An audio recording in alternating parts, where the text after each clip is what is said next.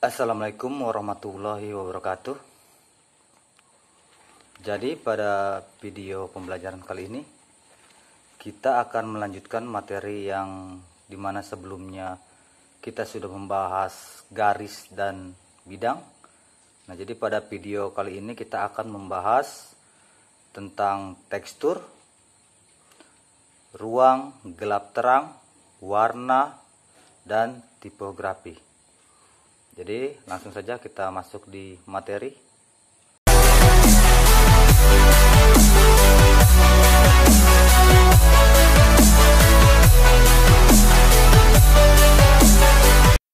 Nah, yang ketiga, unsur tata letak yang ketiga yaitu ilustrasi. Jadi ilustrasi ini berasal dari bahasa Latin yaitu illustrate yang berarti menjelaskan. Jadi gambar ilustrasi merupakan unsur tata letak dua dimensi yang bertujuan untuk menjelaskan suatu maksud atau pesan. Nah, jika ditinjau dari fungsi, ilustrasi mempunyai beberapa fungsi. Yang pertama yaitu ilustrasi berfungsi deskriptif, yaitu menggantikan uraian tentang sesuatu secara verbal dan naratif. Jadi menggantikan uraian tentang sesuatu secara verbal dan naratif menggunakan kalimat yang panjang. Nah, uraian verbal dan naratif tersebut memerlukan ruang yang cukup. Jadi uraian verbal dan naratif tersebut memerlukan ruang yang cukup banyak dan kurang efektif karena menyita perhatian pembaca pada bagian tersebut. Jadi kurang efektif karena menyita perhatian pembaca pada bagian tersebut. Nah, fungsi yang kedua yaitu ilustrasi sebagai ekspresif. Nah, ilustrasi berfungsi sebagai ekspresif menyatakan suatu maksud, gagasan, perasaan, situasi atau konsep yang abstrak menjadi nyata. Nah, sehingga mudah untuk dipahami. Fungsi yang terakhir yaitu ilustrasi sebagai analitis ya. Jadi ilustrasi berfungsi sebagai analitis. Nah, dapat menunjukkan rincian bagian demi bagian dari suatu benda, sistem, atau proses secara detail. Jadi itu tadi 3 fungsi ilustrasi. Nah, berbicara tentang ilustrasi selalu berkaitan dengan image yang dipakai pada sebuah desain. Sehingga berdasarkan model atau image yang digunakan, ilustrasi dibedakan menjadi 2. Nah, yang pertama yaitu ilustrasi image bitmap. Jadi bitmap ini merupakan ilustrasi yang berbentuk. Jadi bitmap ini merupakan ilustrasi yang dibentuk oleh susunan raster atau piksel atau titik. Jadi ya, dibentuk oleh susunan raster atau piksel atau titik koordinat dalam suatu grid. Nah, oleh karena itu semakin banyak jumlah titik yang membentuk suatu garis bitmap, berarti semakin tinggi tingkat kerapatannya. Nah, yang kedua yaitu ilustrasi image vector. Nah, ilustrasi image vector ini merupakan ilustrasi yang terbentuk dari rangkaian instruksi secara matematis yang terdiri dari bentuk, garis, dan bagian lain yang saling berhubungan. Di sini Bapak sudah menyediakan 2 contoh ya, gambar bitmap dan gambar vektor.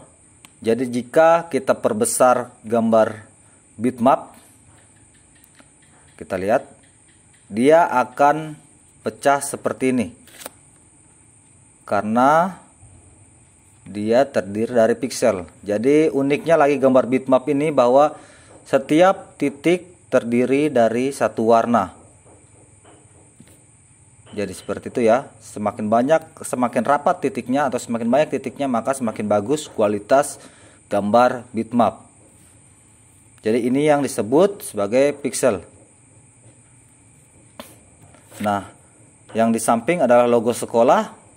Ini merupakan gambar vektor. Jadi jika kita perbesar, dia tidak akan pecah. Jadi itu 2 contoh ya. Ini gambar bitmap dan ini gambar vektor.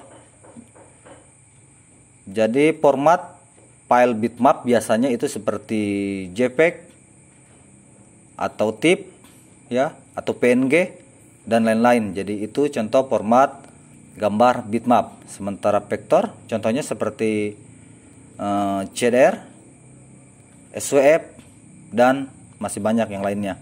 Jadi itu dia ya contoh dua gambar ini, yaitu gambar bitmap dan gambar vektor.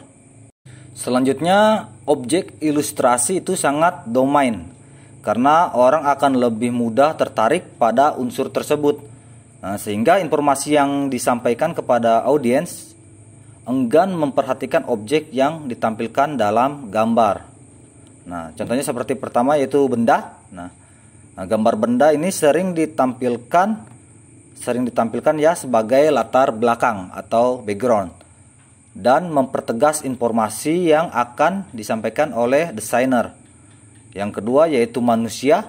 Nah, menggambar manusia tidak jauh berbeda dengan menggambar berbagai sarana yang ada di sekeliling kita, seperti meja, kursi, atau ruangan-ruangan yang berhubungan dengan kita, yaitu proporsi atau ukuran bidang.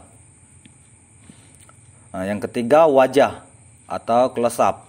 Jadi wajah ini bermaksud agar audiens lebih fokus pada informasi yang disampaikan. Nah, tampilnya objek secara close up dapat dilakukan dengan cara memperbesar objek atau mendetailkan objek yang akan disampaikan atau yang akan ditampilkan. Yang keempat yaitu binatang. Nah, gambar binatang agar lebih memberi kesan hidup harus memperhatikan gerakan-gerakan tubuh binatang karena binatang selalu bergerak. Kita bisa menangkap gerakan tersebut dengan menghadirkan beberapa garis yang mengikuti gerakan binatang. Yang kelima, suasana. Nah, dalam menangkap objek suasana atau momen adalah hal yang sangat sulit karena hadir sekali pada tempat dan waktu tertentu. Jadi ada momen-momen tertentu. Yang terakhir yaitu motif. Jadi motif ini menurut perbendaharaan kata sebenarnya sinonim dengan pengertian corak, yaitu berupa suatu kerangka gambar pada suatu benda. Jadi tadi itu ya ilustrasi. Selanjutnya yang keempat, unsur tata letak yang keempat yaitu tipografi. Jadi tipografi ini merupakan unsur tata letak yang berfungsi untuk menyampaikan pesan tertentu dan menciptakan kesan tertentu. Jadi dia fungsinya menyampaikan pesan tertentu dan menciptakan kesan tertentu, sehingga suasana tata letak dapat terlihat menarik serta pesan yang disampaikan juga bisa diterima dengan jelas bagi yang melihatnya. Nah, dari artinya tipografi ini adalah suatu ilmu dalam memilih dan menata huruf dengan pengaturan penyebaran. Jadi ya, suatu ilmu dalam memilih dan menata huruf dengan pengaturan penyebarannya pada ruang-ruang yang tersedia. Nah, tipografi dalam fungsinya sebagai unsur tata letak secara umum itu berupa teks yang terdiri atas beberapa bagian. Yang pertama yaitu judul atau headline. Nah, dalam sebuah komposisi tata letak merupakan bagian yang terpenting. Jadi headline ini merupakan bagian yang terpenting atau utama untuk menarik perhatian dan merupakan hal yang pertama kali dibaca. Nah, judul berperan sebagai pembuka yang akan mengarahkan pembaca untuk lebih jauh mengetahui informasi atau isi pesan yang ada di dalamnya.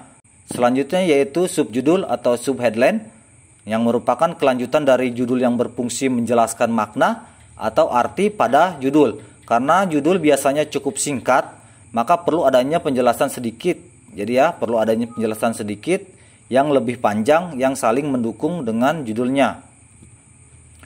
Yang ketiga yaitu naskah atau body copy.